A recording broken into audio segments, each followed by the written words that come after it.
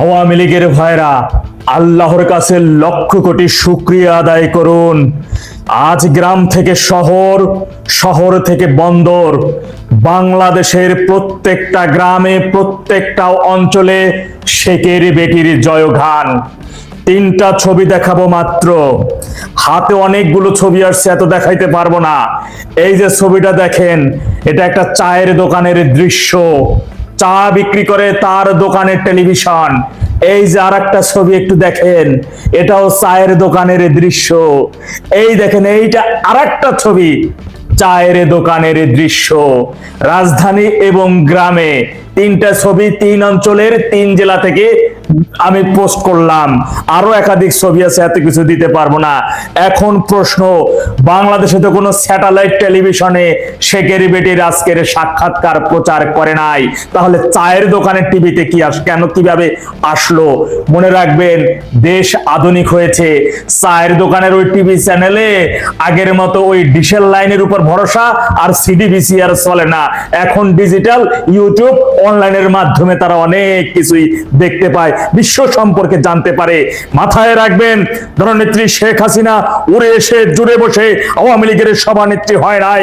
তিনি আওয়ামী লীগের সভানেত্রী হওয়ার আগে তথা বাংলাদেশের জন্মের 5 বছর আগে তিনি ইডেন কলেজ ছাত্রলীগের প্যানেল থেকে ভিপি নির্বাচিত হয়েছিলেন। ঢাকা বিশ্ববিদ্যালয় রোকেয়া হল ছাত্রলীগের সাধারণ সম্পাদক নির্বাচিত হয়েছিলেন। শুধু যে বঙ্গবন্ধু কন্যা সেই পরিচয়ের উপর ভিত্তি করে তিনি আওয়ামী লীগের সভানেত্রী নির্বাচিত হন নাই। রাজনৈতিক চিন্তা, চেতনা, প্রজ্ঞা, মেধা তথা একজন সফল রাষ্ট্রনায়ক, একজন সফল রাজনীতিবিদ হওয়ার জন্য যা যা প্রয়োজন মহান রব্বুল আলামিন তার ভিতরে তার সবটাই দিয়েছেন। আওয়ামী লীগ তথা জননেত্রী শেখ হাসিনার যারা চিরশত্রু, তারা এটা স্বীকার করে যে শেখের বেটি নীলকণ্ঠ, তিনি বিষ খাইয়া হজম করেন, তিনি আয়রন লেডি। আন্তর্জাতিক শীর্ষ 10 জন ক্ষমতাবান শক্তিশালী নেতার মধ্যে অন্যতম নির্বাচিত হয়েছিলেন। বঙ্গবন্ধুর ঘনিষ্ঠ সহচর সুনন্দু সেনগুপ্ত খালি খালি বলে নাই যে বাঘে ধরলে বাঘে ছাড়ে, কিন্তু শেখ হাসিনা ধরলে তারে ছাড়ে না। আপনি আপনার শত্রুকে যদি হুট করে মেরে ফেলেন, তাইলে তো মারার যে একটা তৃপ্তি ঢেউ, এটি পাইলেন না, ফিলিংস পাইলেন না। ডেভিল ইনুসের সময় জননেত্রী শেখ হাসিনা অডিও কনফারেন্সের মাধ্যমে একটা সাক্ষাৎকার দিয়েছিলেন। আর গত 2 বছরের মধ্যে এই প্রথম গণমাধ্যমের সামনে এসে সরাসরি শুধু চেহারা দেখান নাই, সাংবাদিকদের সরাসরি প্রশ্নের উত্তর দিয়েছেন। বিশ্বের 254টা আন্তর্জাতিক মিডিয়া তার সেটি কভার করেছে। রয়টার্সের মতন আন্তর্জাতিক শক্তিশালী মিডিয়া পর্যন্ত লাইভ ব্রডকাস্ট করেছে। আওয়ামী লীগের অফিসিয়াল ফেসবুক পেজ, ছাত্রলীগের official Facebook page, Sajeeb Wazed Joy সাহেবের অফিসিয়াল ফেসবুক পেজ সহ আওয়ামী লীগ সংশ্লিষ্ট সকল পেজ থেকে সেটা লাইভ ব্রডকাস্ট হয়েছে। এই প্রথম বাংলাদেশের ইতিহাসে বাংলাদেশের কোন রাষ্ট্রনায়কের সরাসরি লাইভ প্রোগ্রাম 44 কোটি মানুষ একযোগে দেখেছেন। এখন প্রশ্ন, বাংলাদেশে তো সর্বসাকুল্যে 22 কোটি জনগণ, তাহলে বাকি 22 কোটি কোথা থেকে আসলো? আরে মেয়া, বাকি 22 শুধুই কি জনগণ বাংলাদেশে বসবাস করে?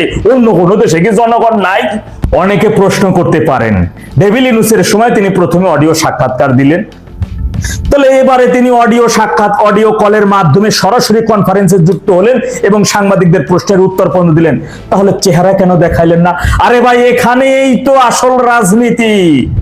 আপনি দৌড়ানি দিয়া, ভয় দিয়া, আতঙ্কিত কইরা শত্রুদেরকে যত ভয় দেখাইয়া তাদের ভ্যানিশ করবেন, তত আপনার তৃপ্তির ঢেউ।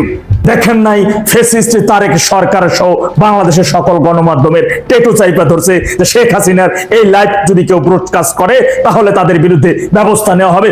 অন্যদিকে ফ্যাসিস্ট তারেক নিজেই চুপিসারে সেই লাইভ প্রোগ্রামে এসে অ্যাটেন্ড হয়েছে, তিনি শুনতেছেন কি বলতাছে, কি হুঙ্কার দিতেছে। এই যে আমি একটা পানি দেখাইছি, এই পানিটা আপনি খুব তাড়াহুড়া করে খাবেন, দেখবেন মজা পাবেন না।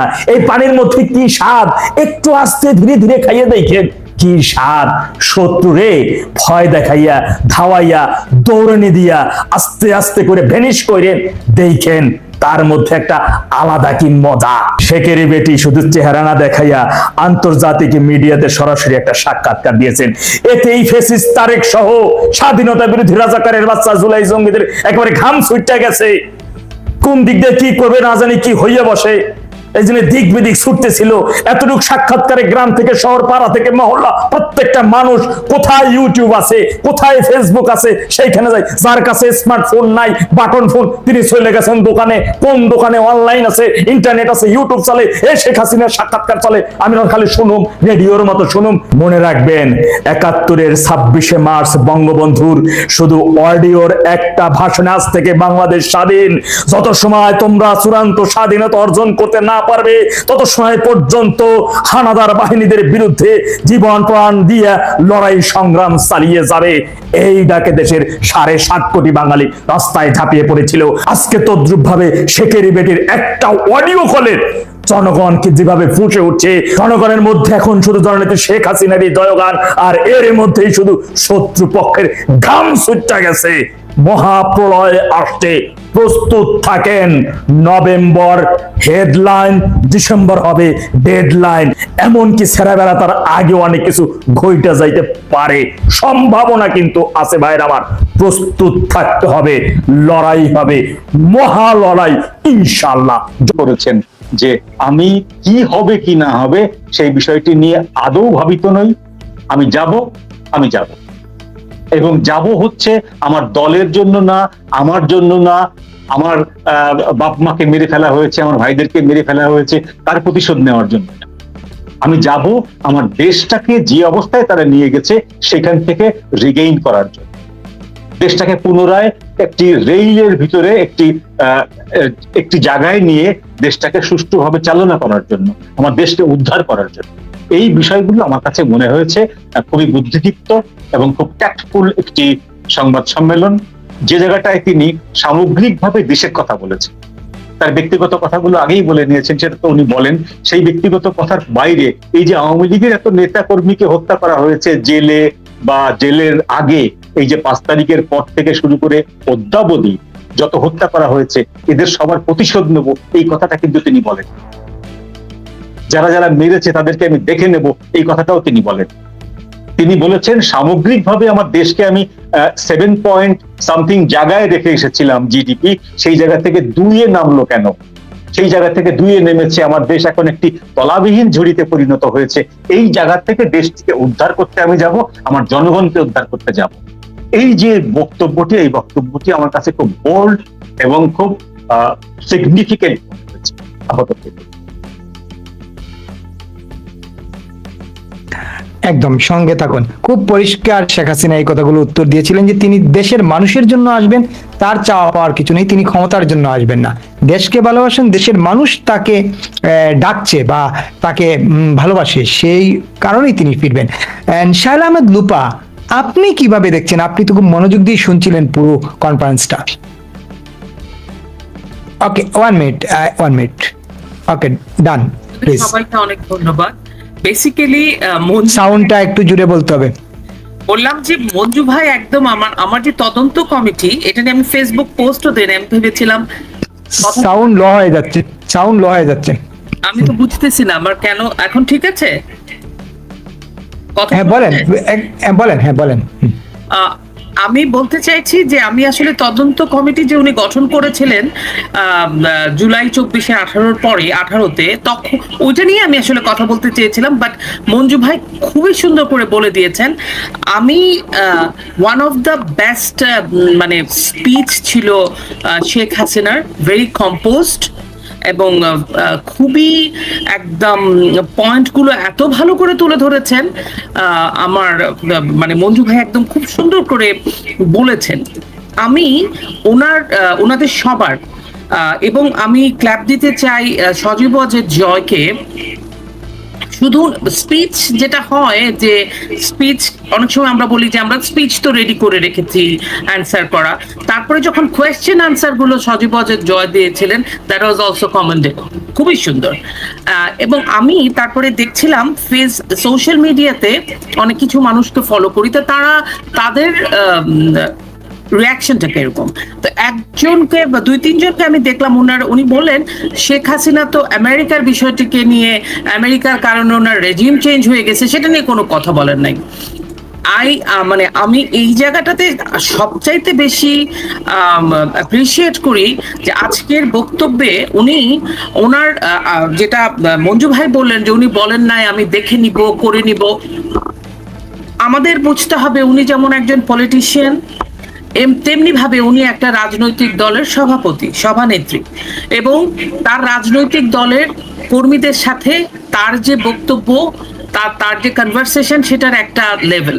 আবার উনি যখন জাতির উদ্দেশ্যে কথা বলবেন, পৃথিবীর উদ্দেশ্যে কথা বলবেন, সেইটার ডেলিভারিটা ডিফারেন্ট। খুবই স্বাভাবিক, কারণ উনি যখন ওনার নেতাকর্মীরা এইভাবে এত নির্যাতন, হত্যা, গুম, খুন, নৃশংসতার শিকার হচ্ছেন, তখন উনি ওনার পলিটিশিয়ানের জায়গা থেকে উনি নিচে নেমে এসে উনি ওনার নেতাকর্মীদের লেভেলে চলে এসে তাদের পেইনটাকে ফিল করে তাদের কথা তাদের মতো করে বলেন। That is one Sheikh Hasina. Another Sheikh Hasina যেটা আমরা আজকে শুনলাম, সেটা হচ্ছে একটা ন্যাশনাল লিডার, যিনি জাতির উদ্দেশ্যে বাংলাদেশের মানুষ প্লাস পৃথিবীর সাংবাদিকদের সাথে সামনে এবং পৃথিবীর মিডিয়ার সামনে উনি ওনার বক্তব্য তুলে ধরেছেন। সেটা হচ্ছে একজন পলিটিশিয়ান শেখ হাসিনা, একজন লিডার শেখ হাসিনা, যে ফাদার অফ দ্য নেশনের সন্তানও। সবকিছু মিলে তার যে রেসপন্সিবিলিটি, তার যে কথা, পলিটিক্যাল কথাবার্তা, সেটা ইট ওয়াজ ভেরি নাইস। আমার কাছে খুবই ভালো লেগেছে। এখন আমি আসি, সোশ্যাল মিডিয়াতে কয়েকজন বলছিলেন যে আমেরিকার কথাটাকে উনি এড়িয়ে গেলেন কেন। That was very strategical delivery আমি বলবো, because Sheikh Hasina is a kind of person যে উনি সমস্ত কিছু অ্যাফ্রন্ট, মানে স্ট্রেট ফরওয়ার্ড, ওনার মনে যা আসে উনি সেটা বলে দেন। সামটাইমস পৃথিবীর রাজনীতিতে চলছে স্ট্র্যাটেজির ভিত্তিতে। আমরা চাইলে অনেক কিছু বলা উচিত না, বলা সময় বলে দিবে। অনেক সময় পলিটিশিয়ানদের সাইলেন্স স্পিক্স, মানে অনেক বেশি শব্দ বলে দেয়। চুপ করে থাকাটা বা ওই জায়গাটায় নো কমেন্টস সামটাইমস অনেক বেশি স্পিক আউট করে দেয়। সো সেইভাবেও যদি আমরা চিন্তা করি, উনি আসলে বলবেন কেন আমেরিকার কথা? রাইট দিস মান অনেকে বলে আমেরিকার হেল্প লাগবে, এই লাগবে, ওই লাগবে। আপনি যদি বলেন বাংলাদেশের আজকে যে অবস্থা, সে অবস্থাতে দাঁড়িয়ে উনি বারবার বলছেন দেশকে আমাকে দরকার, আমি দেশের জন্য ফেরত যাব, দেশের মানুষের জন্য ফেরত যাব, দেশের নারীদের জন্য ফেরত যাব, দেশের তরুণ সমাজের জন্য আমি কিছু কাজ করতে চাই। আমি আমার রাষ্ট্রকে যেখানে নিয়ে গেছিলাম, আমি চাই আমার রাষ্ট্রটা সেখানে ফেরত যাক। That was her message towards nation and towards around the world. So সেই বিবেচনা আমরা যদি করি আজকের প্রতিটা কথা, এবং আমি I am very much happy. আপনি যদি তাদের যে নেতা, সাবেক শিক্ষামন্ত্রী নওফেল, মানে প্রচন্ডভাবে প্রত্যেকটা লাইন যদি আমরা অ্যানালাইসিস করি, ভীষণভাবে তারা দলের ঊর্ধ্বে উঠে জাতির উদ্দেশ্যে আজকে প্রত্যেকে ভাষণ দিয়েছেন। সজীবদের জয়, পুলিশদের কথা, এই যে এত এত গুম, খুন, হত্যা হয়ে গেল, নৃশংসতা হয়ে গেল, প্রতিটা মানুষের কথা, বাংলাদেশের যে ভঙ্গুর অবস্থা, সেই কথা সজীবদের জয় তুলে এনেছেন, নওফেল তুলেছেন, শেখ হাসিনা তো তুলেইছেন, উনি সবসময় বলেন। সো আমি যদি বলি, এবং আরেকজন ছিল পলাশ, সে বলেছে যে এই যে জঙ্গি হামলাগুলো হচ্ছে, সেই হামলাগুলোতে সরকারের যে অস্বীকার করার একটা প্রবণতা, সেই জায়গাটাও তুলে এনেছেন। প্রত্যেকটা স্পিকার প্রত্যেকটা বিভিন্ন বিভিন্ন সেক্টরকে মানুষের সামনে তুলে ধরেছেন। এবং শেখ হাসিনার এই যে আমরা গত 2 বছর যাবত একটা অ্যালিগেশনের মতো, ইভেন তো আমরা যারা অনলাইনে কাজ করি, সোশ্যাল মিডিয়াতে কাজ করি, ইউটিউব চালাই, বিভিন্ন ধরনের পেজ চালাই, আমাদেরকে একটা প্রশ্ন করা হয় যে জুলাই আগস্টে যে মারা গেল সেটা নিয়ে আপনি কি বলবেন? তো জুলাই আগস্টে যে মারা গেল, শেখ হাসিনা আবারও বলেছেন তদন্ত কমিটি তো করা হয়েছিল, সেটা কেন করতে দিল না? কারা করতে দিল না? কোন সে অদৃশ্য শক্তি? তারপরে সেটাকে আবার এটাকে ফলো আপ করানো হলো না কেন? কারা ওইটাকে স্টপ করে দিল? এখন আপনারা এটার উত্তর দেন না। এটা নিয়ে আমরা বারবার, আমি তো পার্সোনালি অনেকবার তুলেছি, এবং আমি মঞ্জু ভাইকেও তুলতে শুনেছি, জিয়া ভাই তুলেছে। কই আপনারা তো এটা নিয়ে কথা বলেন না। শেখ হাসিনা আবারও এটাকে পৃথিবীর মানুষের সামনে, পৃথিবীর যে বড় বড়, এখানে আপনারা মনে করতে পারেন, আমি একটা ছোট্ট কথা বলে আমার এখনকার বক্তব্যটা শেষ করব। এই যে প্রেস কনফারেন্সে আমি জানি, আমি সোশ্যাল মিডিয়াতেও দেখেছি যে বলেছে যে ইন্ডিয়ান সাংবাদিকরা, নো, এটা নট ইন্ডিয়ান সাংবাদিক। পৃথিবীটা এইভাবে চলে না। যাদের নলেজ সীমিত তাদেরকে বোকা বানানো যায়, আমাদেরকে বোকা বানানো যাবে না। যেহেতু এখন ফর এক্সাম্পল ডয়েচে ভেলে আমাদের বাংলাদেশের সাংবাদিকরা কাজ করে, আল জাজিরাতে আমাদের বাংলাদেশের সাংবাদিকরা কাজ করে, তারা বাংলাদেশের প্রতিনিধি হিসেবে ওখানে কাজ করে।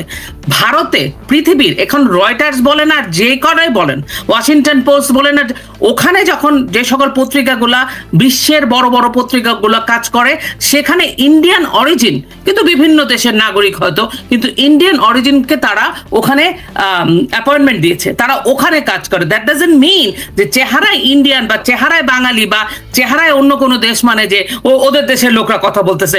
It is not right. So আপনারা যে প্রোপাগান্ডা করবেন, মানুষকে এত বোকা ভাবার কিছু নাই, মানুষকে এত বোকা দেখানোর কিছু নাই। আর তারেক রহমান শুনেছেন কি শুনেন নাই তাতে কিছু যায় আসে না, ইটস ইরেলেভেন্ট। দুইটা ঘটনা একই সাথে ঘটেছে। এক, শেখ হাসিনার হোমকামিং প্রেস কনফারেন্স, এদিক দিয়ে আবার ঘটেছে তারা নাকি জুলাইয়ের কি গণভবন না কি ওখানে জুলাই কি জাদুঘর না ওটা বানিয়েছে, ওখানে বেজ্জত হওয়া। বাংলাদেশের এখন ভারপ্রাপ্ত প্রধানমন্ত্রী তো নাকি, ওনার নাম কি, হাফিজ সাহেব, ওনার সামনে যে পরিমাণ মারামারি হলো সেইটা। ভারপ্রাপ্ত প্রেসিডেন্ট, হ্যাঁ সরি, ভারপ্রাপ্ত প্রেসিডেন্ট। সো দুইটা ঘটনাই বলে দিচ্ছে বাংলাদেশের মানুষের পালসটা এখন কোন দিকে বইছে। সো আমরা শুনতে পাই যারা আছেন সরকারে, আপনাদের পুলিশ পাহারায়, আর্মির পাহারা, সেনাবাহিনীর পাহারায়, র্যাবের পাহারায়, তো তারাও একটু শুনুন আসলে কি হচ্ছে। আপাতত এতটুকুনি। একদম সঙ্গে থাকুন, আপনার সাউন্ডটা একটু বাড়াবেন আবার পরের বার কথা বলার সময়। ওকে, জিয়া করিম, জিয়া ভাইয়ের কাছ থেকে যদি একটু শুনি, যে আপনিও শুনেছেন শেখ হাসিনা গোটা বিশ্বকে আজকে গোটা বিশ্বটা সন্ধ্যা থেকে শেখ হাসিনার দিকে তাক করেছিল, মানে সমস্ত বিশ্বের দৃষ্টি ছিল শেখ হাসিনার দিকে। শেখ হাসিনা কি বলেন, কি বলবেন, এবং তার জুলাই আগস্টে তার সরকারের ভূমিকা কি ছিল, তিনি কিভাবে হ্যান্ডেলিং করেছেন সেগুলো তিনি বলেছেন। আপনি কিভাবে বিশ্লেষণ করছেন? আপনাকে অসংখ্য ধন্যবাদ, আমার দুই তিন সমালোচক শ্রদ্ধা মঞ্জু ভাই এবং লোপাকে অসংখ্য ধন্যবাদ।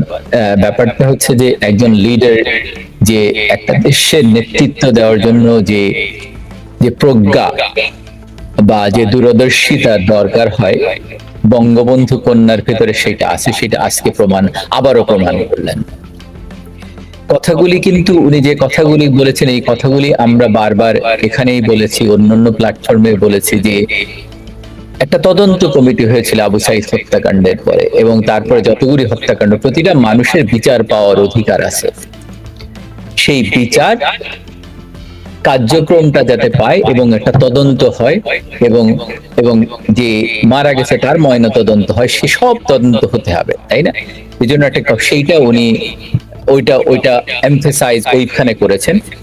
আরেকটা জিনিস হচ্ছে যে দেখবেন যে ইউনূস সরকারের যে উনি যে রিসেট বাটন, যেটা উনি সেটাও নিয়ে এসেছেন, যে রিসেট বাটনের মাধ্যমে কি করতে চেয়েছেন ইউনূস সাহেব, সেইটা উনি তুলে ধরেছেন। ইকোনমির অবস্থা তুলে ধরেছেন, যে ইকোনমি, আমরা এই কথাগুলি বারবার বলছি, বাংলাদেশে 2 লক্ষ কোটি টাকা লোন বঙ্গবন্ধু কন্যা রেখে গিয়েছিলেন, সেইটা 21 লক্ষ থেকে আবার 23 লক্ষ কোটিতে এসে দাঁড়ালো, অথচ বাংলাদেশের কোনো উন্নয়ন প্রজেক্ট হলো না।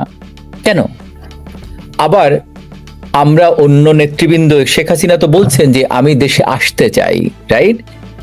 আর একজন নেতা ছিলেন যে তিনি তো দেশে আসার কথা কখনো বলেন নাই, দেশে আসার কথা একবারই বলেছেন যে আমি দেশে আসতে চাই, কিন্তু আমার দেশে আসার সিদ্ধান্ত শুধু আমার একক না, এখানে আদার স্টেক হোল্ডার আছে। শেখ হাসিনা তো দেশের কি টেক ওয়ে ছিল যে বঙ্গবন্ধু কন্যা ইনশিওর করেছেন উনি ডিসেম্বরের ভিতরে দেশে যাবেন, সেটা উনি এনশিওর করেছেন যে উনি দেশে যাবেন দেশ নিজের জন্য না, দেশে যাবেন দেশের মানুষের জন্য, বাংলাদেশকে এই যে অবস্থা আছে, তলাবিহীন ঝুড়ি আছে, সেইটা থেকে বের করে নিয়ে আসার জন্য, যেখানে উনি রেখে গিয়েছিলেন, যেটা আমরা যেখানে রেখে গেছিলেন সেখান থেকে 50 বছর পিছিয়ে গেছি, উনি আবার এই দেশটাকে এগিয়ে নিয়ে যান। আমাদের নিম্ন আয়ের দেশ থেকে আমরা মধ্যম আয়ের দেশে গিয়েছিলাম, আমাদের ভিশন 2041 ছিল যেটার মাধ্যমে আমার উন্নয়নশীল দেশে পরিণত হওয়ার কথা, সেইখান থেকে আমরা কোথায় গেলাম? আমাদের ঋণের বোঝা চেপে গেল, আমাদের বর্তমান বাজেট 5,10,00,000,000 বোধহয়, তো এখন 510 কোটি, 9 কোটি বর্তমান বাজেট, 9.9 কোটির মতো। 9.5 কোটি, কিন্তু সে তার ভিতরে সেটা গত 24 সালের বাজেটের চেয়ে বেশি, তাহলে সেখানে কেন উন্নয়নের প্রজেক্ট নেই? তো উনি মানুষের কাছে অনেকগুলি প্রশ্নও রেখেছেন, কিন্তু এইগুলো প্রশ্নগুলো বুঝতে হবে যে যে প্রশ্নগুলি উনি যেভাবে উত্তরটা দিয়েছিলেন 2024 সালে, যেমন মানুষ ওনার প্রশ্নটাকে উল্টা করেছিল। যেমন ওনাকে যখন প্রশ্ন করা হয়েছিল যে চাকরির কোটার ব্যাপারে, উনি কোটা প্রথা বাতিলের ব্যবস্থা করেছিলেন, এবং ওনার উত্তরটা ছিল এরকম যে আমি চাকরিটা 3 ধাপে দিয়েছিলেন, চাকরিটা আমি মুক্তিযুদ্ধের নাতিপুতিকে দিব না রাজাকারের নাতিপুতিকে দিব, এই প্রশ্ন আমি জাতির কাছে রেখে গেলাম। উনি কিন্তু প্রশ্নের সরাসরি উত্তর দেন, কিন্তু ওনার কথাটা ঘুরিয়ে দেওয়া হলো। বারবার স্বাধীনতা বিরোধীরা যে কাজটি করেছে যে ওনার কথাকে ঘুরিয়েছে। সুতরাং শেখ হাসিনা এইবার স্পষ্ট করে বলেছেন যে কোন প্রতিহিংসার, আওয়ামী লীগ কখনো প্রতিহিংসার রাজনীতি করেনি, আওয়ামী লীগ 21শে আগস্ট ঘটনা ঘটায়নি, আওয়ামী লীগ 75-এর ঘটনা ঘটায়নি। এইটা যারা ঘটিয়েছে তাদের দিকে দেখেন, সেনাবাহিনী, বাংলাদেশ সেনাবাহিনী বঙ্গবন্ধুকে হত্যা করেছে, জিয়াউর রহমানকে হত্যা করেছে। এই সেনাবাহিনী একজনকে বলে যে মরহুম শেখ মুজিবুর রহমান, আর একজনকে বলে শহীদ জিয়াউর রহমান। কেন?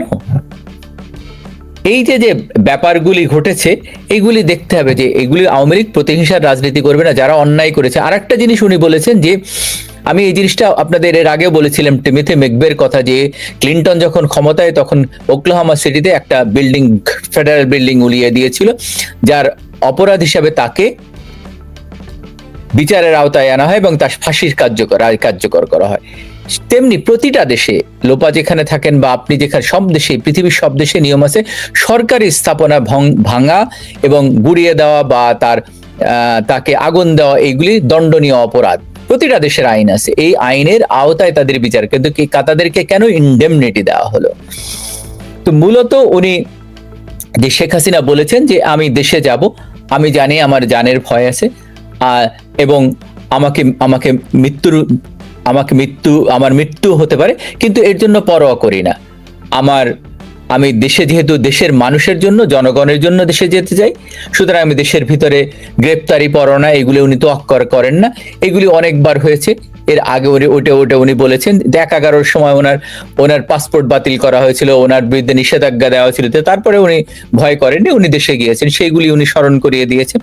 সুতরাং এইগুলি যদি দেখেন যে দেশের যে অবস্থা চলছে, যাতে দেশের, আরেকটা হচ্ছে যে আমরা এর আগেও বলেছি, দেবপ্রিয় ভট্টাচার্য বলেছিল 60 লক্ষ লোক বেকার, কিন্তু আপনি এখন দেখেন টোটাল কত মানুষ, এখন সেটাতেও 1 বছর আগের ঘটনা, এখন প্রায় 2 কোটি, সেটাও উনি তুলে ধরেছেন যে বাংলাদেশে কত মানুষ বেকার হলো। আরেকটা ব্যাপার হচ্ছে যে যারা বৈষম্যের কথা বলে, তারা কি আমাদের কোনো নিরাপত্তা দিতে পেরেছে? আমাদের বাক স্বাধীনতা, ধর্মীয় নিরাপত্তা বলেন, কোন নিরাপত্তা দিতে পেরেছে? যারা আইনের শাসন প্রতিষ্ঠা করতে পেরেছে, অথবা এই আপনার যে বিচার বিভাগের কোনো কিছুতে তারা করতে পারেনি। উপরন্ত বেশি এখন অনেক মানুষ জেলে, তারা মানবতার জীবন যাপন করছে। তাহলে আপনি একদিকে বৈষম্যের কথা বলবেন, আর একদিকে এই মানুষগুলোকে জেলে রাখবেন বিনা বিচারে। আপনারা দেখেন আসাদুজ্জামান নূর, তারপরে হাসানুল হক ইনু, তৌফিক এলাহি চৌধুরী, ডক্টর রাজ্জাক থেকে শুরু করে অনেকের তো এখন জেলে, আবার অনেককে জেলের ভিতরে হত্যা করা হলো। এটা কিরকম আইনের শাসন প্রতিষ্ঠা করে? তারা তো বৈষম্যহীন সমাজ গড়তে চেয়েছিল, তো বৈষম্যহীন সমাজে এইটা কেন হবে? আমরা এদের এইটা কেন দেখতে হবে যে যেখানে আবার হাদির ভাইকে লন্ডনে এমবাসিতে চাকরি দেওয়া হলো, তাহলে কোটানা মেধা বলে যারা স্লোগান দিল, মানে গলায় রক্ত এসে গেল, তাহলে তারা কোটার ভিত্তিতে এখন বিভিন্ন জিনিস চলছে। দেখেন, আমি একটা জিনিস এর আগেও বলছি, মঞ্জু ভাই বোধহয় ছিলেন, দরবারে জহুর নামে একটা বই আছে জহুর হোসেন চৌধুরীর, ওটার ভিতরে একটা জায়গায় বলছেন, ওইটা 78 অথবা 79, আমার এক্সাক্ট মনে নেই, পিপুলস লীগের সম্মেলন হচ্ছিল এই শাপলা চত্বরের ওখানে। ডাক্তার আলিমাল রাজি পিপুলস লীগের সভাপতি ছিলেন, উনি বক্তব্য দিচ্ছিলেন।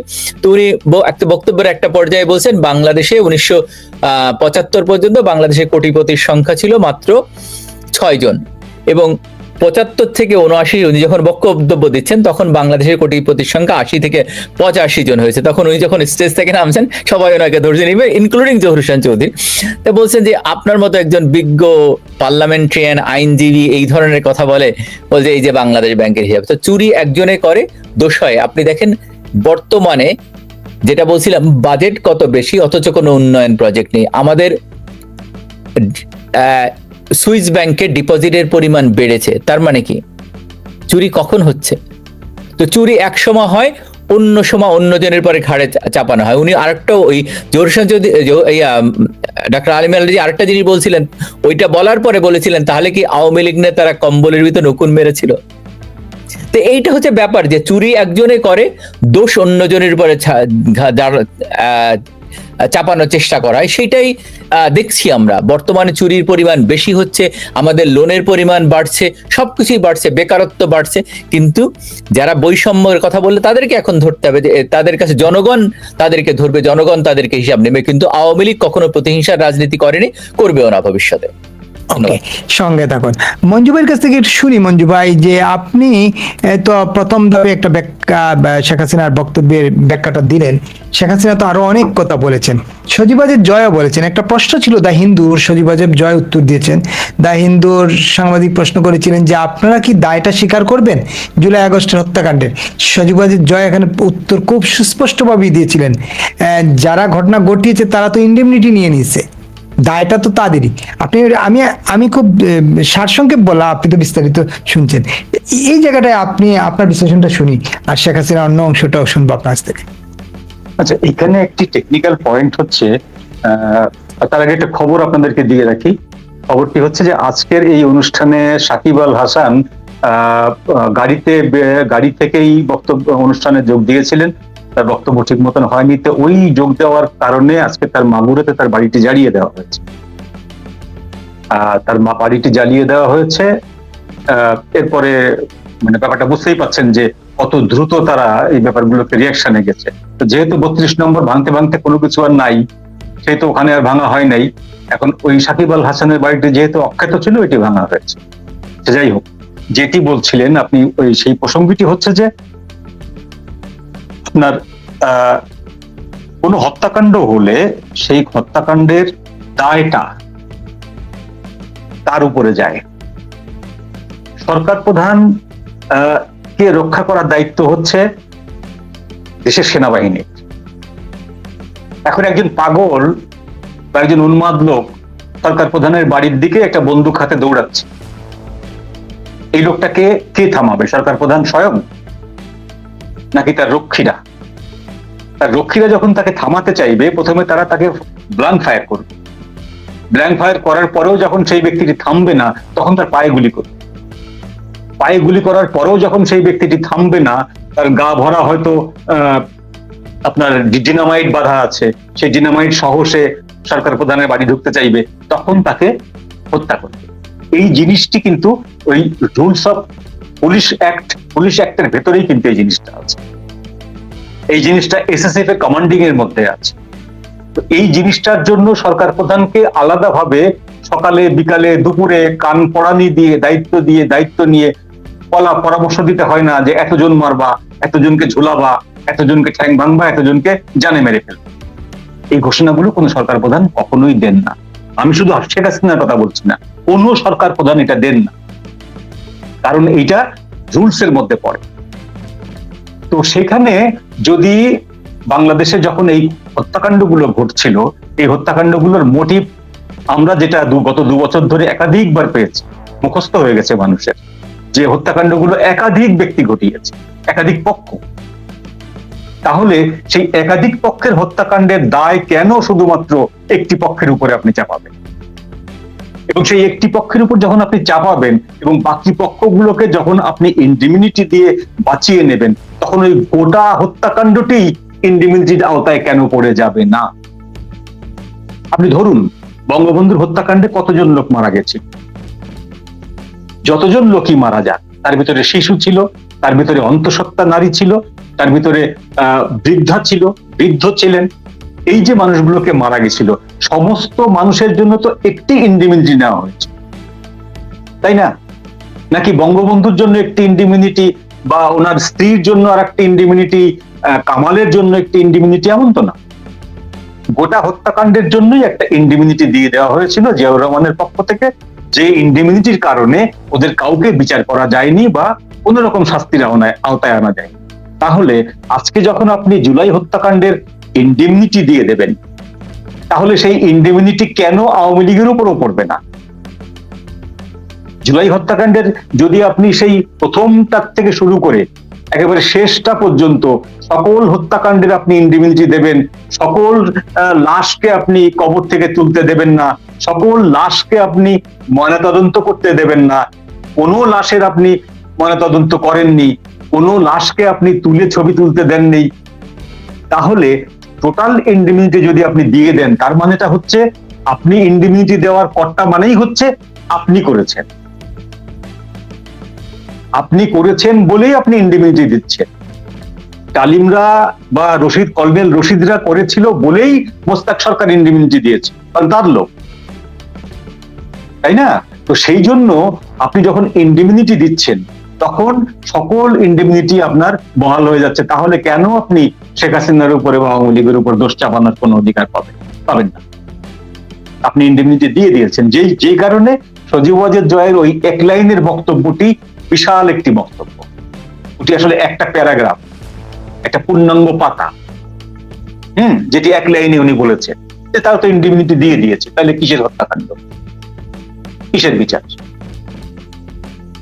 আপনি যদি আপনার ছেলে আমার ছেলে মারামারি করেছে, আপনি বিচার চাওয়ার আগে আপনি আমার ছেলেকে ঠ্যাং ভেঙে দিয়েছেন মারামারি করার অপরাধ, এরপর আপনি বিচার চাইতে পারেন না, কোনো নৈতিক অধিকার নেই বিচার চাওয়ার। আজকে আপনি জুলাই জুলাই বলে চিৎকার করছেন, আজকে জুলাইয়ের জাদুঘর ওপেন করতে যে আপনি কি করেছেন? জুলাইয়ের জাদুঘর ওপেন করতে যে আপনি শ্যামা প্রসাদ সহ, নেহেরু সহ একটা কুচক্রী বৈঠক এবং বলেছেন যে এটা জাতির শত্রু, দেশের শত্রু, সে জায়গায় আপনি রবীন্দ্রনাথকে বসিয়েছেন, তাই না? এর থেকে লজ্জা কি হতে পারে? যে রবীন্দ্রনাথের লেখা গানটি গেয়ে আপনি শপথ নিয়েছেন এবং সেই শপথ নিয়ে আপনি পতাকার নিচে দাঁড়িয়ে স্যালুট দিয়েছেন। আপনি প্রধানমন্ত্রী, আপনি প্রেসিডেন্ট, আপনি ভাইস প্রেসিডেন্ট হন বা আপনি অস্থায়ী প্রেসিডেন্ট হন, যেই হন, আপনি জাতীয় সঙ্গীতটা এখন পর্যন্ত বদলাতে পারেন। সেই জাতীয় সঙ্গীতের জনক, জাতীয় সঙ্গীতের লেখক, তাকে আপনি কুচক্রী বলে, দেশ বিরোধী কুচক্রী, ইতিহাসের খলনায়ক বলে একটা কাতারে আপনি তার ছবি টাঙিয়ে রেখেছেন। এই হচ্ছে আপনার জাদুঘর। আমাদের লজ্জা লাগে, আমাদের বাঙালি বলতে নিজেদেরকে, আমার অন্তত এই জায়গাটায় এসে খুব লজ্জা লাগে যে আমি নিজেদেরকে বাঙালি বলছি এবং এই ব্যক্তিটাকে আমরা অপমান করছি। শ্যামাপ্রসাদের সাথে, নেহরুর সাথে, রবীন্দ্রনাথকে দিয়ে আপনি নেহরুকে কেন ওই জায়গাটায় ইতিহাসের খলনায়ক বলবেন? আপনি ইতিহাস কতটুকু বিস্তৃত করতে পারবেন, বিধৌত করতে পারবেন ওই জুলাই জাদুঘরের দেওয়ালের মধ্যে? আপনি ব্রিটিশের যে ইতিহাস, কত ভলিউম ইতিহাস, আপনি সেই জিনিসটাকে একটা জায়গায় এনে একটা দেওয়ালের মধ্যে আপনি বিবৃত করতে চাইছেন এবং আপনি বলছেন, আপনি বুড়ো 88 বছর বয়সে আপনি বলছেন যে আপনার মন খারাপ থাকলে আপনি জুলাইতে এসে আপনার মন ভালো হয়ে যায়। হবেই তো, আপনার তো মন ভালো জুলাইতে আসা হবে, কারণ জুলাইয়ের কারণেই তো আপনি আপনার 666 কোটি টাকা মওকুফ করিয়ে নিতে পেরেছেন। আপনি 12টা ব্যবসার লাইসেন্স বাগিয়ে নিয়েছেন। দেশের থেকে আপনি একজন শ্রমিক মালয়েশিয়া পাঠাতে পারেননি, দেশের থেকে একজন শ্রমিক আপনি চীনে পাঠাতে পারেননি, অথচ চীনে আপনি বলে এসেছিলেন 1 লাখ পাঠাবেন, একজনও পাঠাতে পারেননি। কিন্তু আপনি আপনার এই যে আপনার মানব পাচারের যে ফার্ম, সেই ফার্মটি আপনি লাইসেন্স করে নিয়েছেন। তো আপনার জন্য জুলাইটা হচ্ছে একেবারে আশীর্বাদের মতো, একদম আপনি কবজি ডুবিয়ে দুধ কলা দিয়ে ভাত খেতে পারবেন, এরকম একটা অবস্থা। তো সেই জায়গাটায় এসে আপনি এখন একটা সিগনিফিকেন্ট পয়েন্ট যেটা আপনি তুললেন, সেই পয়েন্টটি হচ্ছে যে এই হত্যাকাণ্ড নিয়ে চিৎকার করা যেতে পারে, কিন্তু এই হত্যাকাণ্ডের দায় কারোর উপরে চাপানোর কোনো সুযোগ আপনারাই রাখেন। আপনারা সেই সুযোগটি নিজেরা ধ্বংস করেছেন, সেটা রাগের বশে হোক, সেটা ঘৃণার বশে হোক, প্রতিহিংসার কারণেই হোক, এবং আপনারা ধরা পড়ার ভয়েই হোক, যে কারণেই হোক। আপনারা লাশ তুলতে দেননি ধরা পড়ার ভয়, আপনারা গুলির তদন্ত করতে দেননি ধরা পড়ার ভয়। স্নাইপার রাইফেল কার কাছে থাকে? আপনারা প্রমাণ করতেন যে স্নাইপার রাইফেল পুলিশের কাছে ছিল এবং সেই পুলিশ ছিল আওয়ামী পুলিশ, তাহলে তো আপনি পুলিশদেরকে বিচার করতে পারতেন। কেন এই সুযোগটা হাতছাড়া করলেন? যদি এমনই হয় যে সেই স্নাইপার রাইফেল ছিল আমাদের আর্মির কোনো গোয়েন্দা দপ্তরের হাতে, তাহলেও তো আপনারা তাদেরকে প্রমাণ করে শাস্তি দিতে পারতেন। কেন করলেন না? করলেন না এই জন্য কারণ আপনাদের থলের বেড়াল পেরিয়ে যেতে পারে। এই জায়গাটায় সজীব ওয়াজেদ জয়ের এক লাইনের যে বক্তব্যটি, এটি অত্যন্ত ওজনদায়ক এবং খুবই পাওয়ারফুল। শেখ হাসিনার আর কোন বক্তব্যটা আপনাকে ইয়ে করলো মঞ্জু ভাই? আমার কাছে সবচেয়ে ট্যাক্টফুলি লেগেছে যে তার আসার পেছনে আমি সবই জানি যে কোনো একটি জায়গায় একটি প্রোটেকশন আছে, একাধিক প্রোটেকশন আছে। কোনো একটা জায়গায় তার একটি নিশ্চয়তা আছে যে তাকে চাইলেই আপনি খোলাম কুচির মতন, পাপড় ভাজার মতন চুরমার করে দিতে পারেন না। তাকে চাইলেই আপনি হট করে নিয়ে আপনি বক্সিবাজারে নিতে পারেন না, বা আপনি গাজীপুর জেলে ঢুকাইতে পারেন না। তাকে চাইলেই আপনি এয়ারপোর্টে ওখানে দাঁড়িয়ে ফাঁসি কাঠ বানিয়ে তাকে ফাঁসি দিতে পারেন না। আপনি পারবেন না। এই যে পারবেন না, এই যে জায়গাটা, এই জায়গাটাকে শেখ হাসিনা ডিসক্লোজ করেন, এই জায়গাটাকে হিডেন রেখে দিয়েছেন, এই জায়গাটাকে সাসপিশিয়াস রেখে দিয়েছেন। ভাবতে থাকেন এখন, একেবারে আপনারা 3-4 মাস ধরে ভাবতে থাকেন, ব্যাপারটা এরকম। এইটা আমার কাছে ধাঁধার মধ্যে ফেলে দেওয়া আগে, ভাবার মধ্যে ফেলে দেওয়া। সঙ্গে থাকুন। শায়লা আহমেদ লুপা, আপনার শেষ বক্তব্যটা শুনি। সজীব ওয়াজেদ জয়ের কথা বলছিলেন মঞ্জু ভাই। শেখ হাসিনা প্রথম প্রথম প্রশ্নের উত্তর দেওয়ার পর তিনি সজীব ওয়াজেদ জয়কেই ইয়ে করেছিলেন যে সেই কথা বলবে। পরবর্তীতে আমাদের বাংলাদেশি সাংবাদিক সুলতানা রহমানের কথা বলতেই হয়, সে একদম নিউ ইয়র্ক থেকে উড়ে এসে একদম এই অনুষ্ঠানে যুক্ত হয়েছিল, একটা প্রশ্ন করেছেন। সুলতানার প্রশ্নের জবাবে শেখ হাসিনা কথা বলেছেন। মানে প্রথমে একটু ইতস্তত আমরা দেখছিলাম জয় কথা বলবেন কিনা, তিনি আবার বলছিলেন মা বলবেন কিনা। পরে সঙ্গে সঙ্গে শেখ হাসিনা বলছেন যে হ্যাঁ আমি উত্তর দেব, এবং পরবর্তী সবগুলো প্রশ্নের উত্তর অলমোস্ট শেখ হাসিনাই দিয়েছেন। এক সেকেন্ড প্লিজ বলেন। এই জায়গাটাতে বলার আগে আমি ইনডেমনিটির বিষয়টা একটু টাচ করতে চাই। সেটা হচ্ছে পুরোটাই খুব সুন্দর করে নেক্সট। আপনার ভয়েসটা আজকে আসতেছে না কেন? একটু কাছে আসেন তো। আমি জানি না এখন শোনা যায়? এখন ঠিক আছে। হ্যাঁ, তো আমি জাস্ট একটু টাচ করতে চাই যে এই যে ইনডেমনিটি, এই যে এতগুলো কিলিং হয়ে গেল, যেটার মানে একদম সবাই মিলে দেশি অনেক বিদেশি যে আওয়ামী লীগের উপর দায় চাপানো বা সরকারের উপর দায় চাপানো, ওটা তো আওয়ামী লীগ বলবো না, ওটা হচ্ছে শেখ হাসিনা সরকারের উপর দায় চাপানো। আমরা যারা বিদেশে থাকি তারা আমরা সবাই জানি, জিয়া ভাই তো ডেফিনেটলি এটা অ্যাগ্রি করবেন। এবং আমাদের ধরেন আমরা যখন রাস্তায় গাড়ি চালাই, এটা আমি আমাদের সাধারণ মানুষের জন্য বলছি, আমরা যখন রাস্তায় গাড়ি চালাই, ফর এক্সাম্পল আমাদের দ্বারা হয়তো কোনো স্পিড ভায়োলেশন হইলো, কোনো কিছু হইলো, তো তখন হয়তো পিছন দিয়ে পুলিশের গাড়ি যখন সাইরেন বাজে, তখন নিয়ম হচ্ছে আমাদের গাড়িটা স্টপ করে দিতে হয়। আমরা যে অবস্থাতে থাকি পুল করে গাড়িটাকে সাইডে নিয়ে গাড়িটা স্টপ, এবং আমাদের ড্রাইভারের গ্লাসটাকে নিচে নামায় রাখতে হয়, হাত থাকতে হবে আমাদের কোলের উপরে, আমরা কোনো কিছুই করতে পারবো না। ড্রাইভার পুলিশ এসে যদি যেটা বলবে তুমি লাইসেন্স দাও, তখন আমরা যা লাইসেন্স বাইর করবো, যা পুলিশ বলবে অক্ষরে অক্ষরে সেটা পালন করতে হবে। যদি এর ব্যত্যয় ঘটে, পুলিশ ক্যান টেক অ্যাকশন, গুলিও করতে পারে। এবং এরকম বহু প্রোটেস্ট এটা নিয়ে হয়েছে। জাস্ট একটা কালো বাচ্চা জাস্ট পকেট থেকে চিরুনি বের করতে চাইছিল, পুলিশ মনে করছে সে গান বের করতেছে, শুট করে দিছে আমেরিকাতে। তার মানে কি, পুলিশের যে প্রোটেকশনটা আছে ডিউটিরত অবস্থায়, সেটা পুলিশের একটা নিজের প্রোটেকশনের এটা এখতিয়ারের মধ্যে পড়ে। বাংলাদেশে জুলাইতে যা হয়েছে, অগাস্টে যা হয়েছে, আমরা ভিডিওতে যদিও এটা একদম মনে হচ্ছে একদম চিত্রায়িত করা হয়েছে ফারুকিদের দ্বারা, মনে হয় যেন কোনো ডাইরেকশন, মানে এত কাছের থেকে আবু সাইদ জঙ্গিটার ভিডিও হচ্ছে, এত কাছের থেকে গাড়ির থেকে লাশ ফেলে দিচ্ছে, এগুলো মনে হচ্ছে যে যে পুলিশ লাশ ফেলছে সেই বা কোথায়। এই যে পুরা জিনিসটা, তারপরেও যদি বলেন রাষ্ট্রের এবং রাষ্ট্রের মানুষের জান মালের যে উপরে আক্রমণ হয়েছে সেইটাকে প্রতিহত করার পূর্ণ অধিকার আমাদের আইন শৃঙ্খলা রক্ষাকারী বাহিনীর হাতে ছিল, থাকতো। কিন্তু সেই জায়গাটাকে, আইনি ব্যাপারটাকে আমরা যারা নাকি আজকের দিনে বেনিফিশিয়ারি এবং যারা নাকি এই পুরা ঘটনাটা ঘটিয়েছে, ইউনুস থেকে ধরে পরাশক্তি এবং অন্যান্য যারা আছে, তারা সবাই মিলে এটা ঘটিয়েছে এবং এটাকে অন্যদিকে ডাইভার্ট করতে চেয়েছে। সেটার কথা যদি আপনি বলেন, সেখান থেকেই আসে তদন্ত কমিটি, সেখান থেকেই আসে ইনডেমনিটি, এবং সময় কিন্তু এগুলোর সমস্ত কিছুর উত্তর দিয়ে দিবে।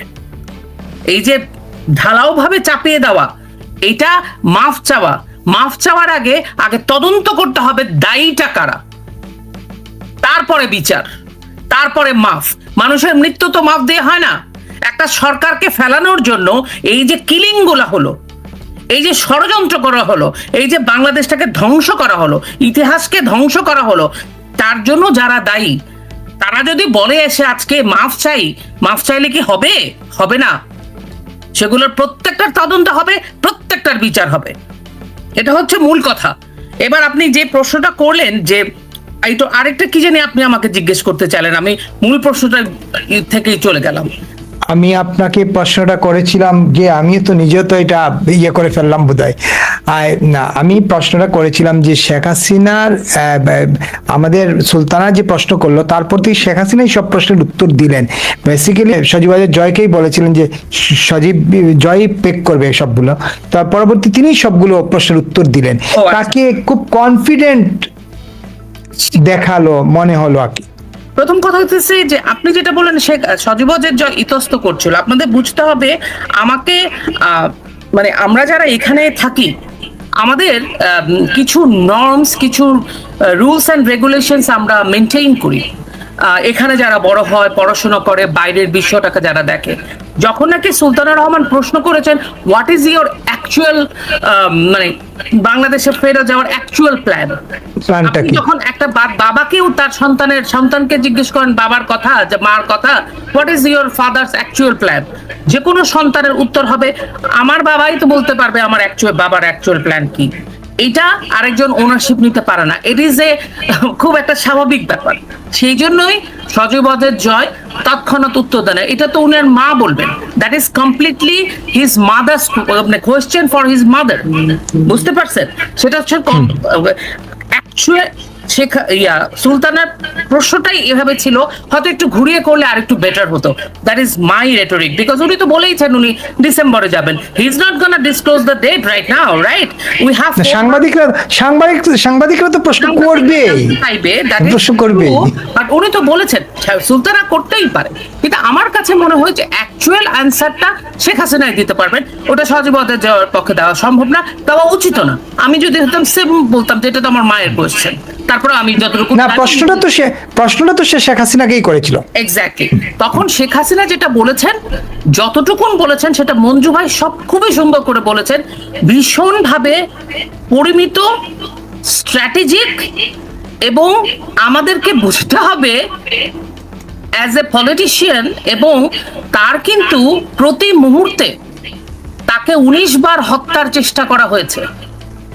এখনো বাংলাদেশের যারা আমাদের পরাজিত শক্তি, যেই স্বাধীনতা বিরোধী যারা আছে, যাদের কাছে শেখ হাসিনা হচ্ছে মাথা ব্যথার কারণ, তারা মনে করছে শেখ হাসিনাকে হত্যা করতে পারলেই তাদের আনফিনিশড এজেন্ডা বাস্তবায়ন হবে। 75-এ 2 জনকে বাঁচায় মানে মারতে পারে নাই, কারণ তারা বিদেশে ছিলেন। এক হচ্ছে শেখ হাসিনা, এক হচ্ছে শেখ রেহানা। সুতরাং তাদের আনফিনিশড এজেন্ডা তখনই বাস্তবায়ন হবে যখন যদি শেখ হাসিনাকে মারতে পারে। সুতরাং how could you expect that Sheikh Hasina তার সমস্ত প্ল্যান 4 মাস আগে জানাই দিবেন? সুতরাং শেখ হাসিনা যেভাবে অ্যান্সার করেছেন, এর থেকে ভালো অ্যান্সার তো আমাদের আর আশা করার কোনো কিছু নাই। আমি তো এটাই বলবো। আর আপনি যদি বলেন উনি খুব কনফিডেন্ট, দ্যাটস শেখ হাসিনা। উনি সব সময়, উনি যখন কথা বলেন পৃথিবী, মানে উনি যখন ভাষণ দেন, আপনি চান বা না চান তাকে অগ্রাহ্য করার ক্ষমতা তার দলের তো নাই, বিরোধী দলেরও নাই। বিরোধী দলের নাই বলেই মানে এখন যিনি প্রধানমন্ত্রী তিনিও যে সবাইকে বলছেন যে তার বক্তব্য শুনবা না, উনি নিজেই বসে বসে সব বক্তব্য শুনতেছেন। সেই ছবিও আমরা দেখতে পাইলাম যে ওনাকে দেখা যাচ্ছে। বাটস ফাইন, আপনি শুনেন না, শুনে বোঝার চেষ্টা করেন এবং একটা ডায়ালগের মধ্যে আসেন। এসে আওয়ামী লীগের উপর থেকে যে এই যে দমন পীড়ন করছে সেটা বন্ধ করেন, আওয়ামী লীগকে আনব্যান করেন, শেখ হাসিনাকে দেশে আসতে দেন এবং একটা গণতান্ত্রিক অবস্থা ফিরিয়ে আনুন। জঙ্গিদের সাথে নিয়ে দেশ চালানোর চিন্তাটার থেকে আপনি দূরে সরে আসুন mister Tarique Rahman. That is my appeal to save Bangladesh, to save Bangladesh people and save the country, save the sovereignty. এটাই আমার শেষ কথা। একেবারে জিয়া ভাইয়ের কাছ থেকে শুনি। জিয়া ভাই, তাহলে কি দাঁড়ালো? শেখ হাসিনা আসছেন, ডিসেম্বরেই আসছেন, সর্বশেষ আপনার কাছে কি মনে হলো? ডেফিনেটলি উনি আসছেন, definitely she is very confident. আপনি যখন ওনার ছেলে উত্তর দিতে যে উনি প্রশ্নটা নিজে নিলেন যে I am in charge, I am the leader, no other than anybody, nobody else is the leader in that forum. She is the one who is in charge of everything. She proved it. So এটা উনি দেখিয়েছেন। সুতরাং এটা তো বলার অপেক্ষা রাখে না। আরেকটা হচ্ছে যে আওয়ামী লীগের উপরে কেন নিষেধাজ্ঞা? আপনি বারবার মঞ্জু ভাইও বলছিলেন যে আপনি অপরাধী, ইন্ডেমনিটি কখনো দেওয়া হয় অপরাধী যখন অপরাধ নিজের দোষটা আপনি স্বীকার করে নিচ্ছেন। আমি ইন্ডেমনিটি দিয়ে দিলাম, তার মানে কি আমি অপরাধী? বঙ্গবন্ধু হত্যার পর ইন্ডেমনিটি দেওয়া হয়নি। কারা ইন্ডেমনিটি চেয়েছিল? যারা অপরাধী তারা বলেছিল আমাদের ইন্ডেমনিটি লাগবে। এরাও অপরাধী, যার জন্য এদের ইন্ডেমনিটি লেগেছে। অপরাধ তারা তো করেছে, তারা স্বীকার করে নিচ্ছে। তার মানে এই যে জুলাই হত্যাকাণ্ড, এই সমস্ত হত্যাকাণ্ডের পিছনে এই তথাকথিত সমন্বয় ইউনূস এবং তার গং জড়িত। আলী রিয়াজ বলেন, এরা সবাই জড়িত। সুতরাং এদের কাছ থেকে, এবং প্রথম আলো, ডেইলি স্টার, আজকে দেখেন প্রথম আলোতে আলী রিয়াজ একটা কলাম লিখেছেন বোধহয় যে মানে প্রাক্তন অনেক বিভিন্ন দেশের রাজনীতিবিদরা যারা দেশ ছেড়েছেন তাদের কি আবার দেশ ছেড়েছেন, আবার দেশে ব্যাকও করেছেন, সেইটা ওনার জানা দরকার। খোমেনি দেশ ছাড়েনি, খোমেনি দেশে থেকে দেশে ব্যাক করেননি।